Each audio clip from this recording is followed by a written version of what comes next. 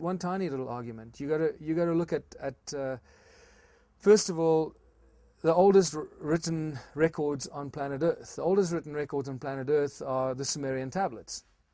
Now, Sumerian tablets talk extensively about human origins and human activity on Earth before any other documentation.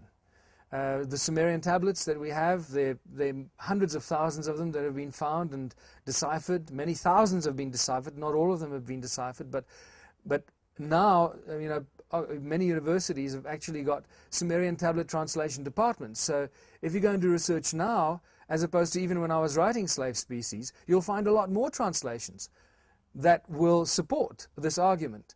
It talks extensively about you know, what happened to humans, where humans came from, and how they were created, and who created them, and what they did, and the obsession with gold, and all this kind of stuff. And that brings me to the other thing. You know, when you start tracing back human origins, the 2 or 3 common denominators that you cannot get away from are absolutely overwhelming. And those 3 common denominators are, first of all, that you cannot separate humankind from their obsession with gold. As far back as you go, this obsession with gold has always been there. Even in Genesis 2, God already says, I will take you to the land of Eden where there's gold. The river runs through the land of Eden where there is gold. Oh, I'll take you to the land of milk and honey where the land is good, the water is good, and the gold is good. Suddenly God becomes this obsessive creature that wants to collect gold. Okay, so you've got to question that. So who was this God that was suddenly so lustful for gold?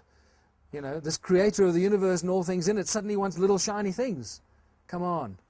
Okay, the next thing, the other common denominator is that slavery, as far back in human history as you can go, man has always practiced slavery.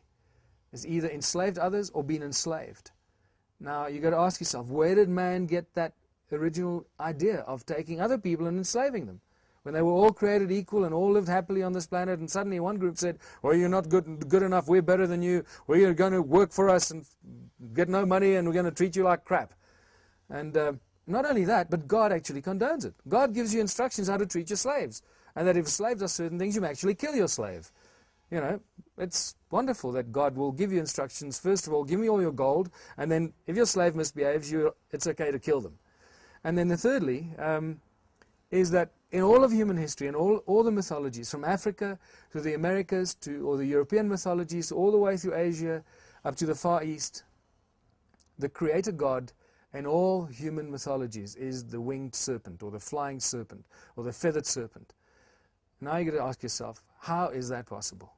How is it possible that some 10,000 BC and 5,000 BC and a long, long time ago, we can't even imagine, well, some of us can't imagine, but all these groups and pockets of civilization sprung up all over the planet. And they all shared the same Creator God. They drew little pictures of Him that looked the same all over the planet. And they built pyramids from America to Africa to the Near East and the Middle East, all the way through to China. There are huge pyramids in the central sort of area of China that no one is allowed to go into. It's been kept a secret for hundreds and thousands of years. Nobody even knows about those pyramids. And so it goes. So when you start putting all this together, you realize that, my goodness, there's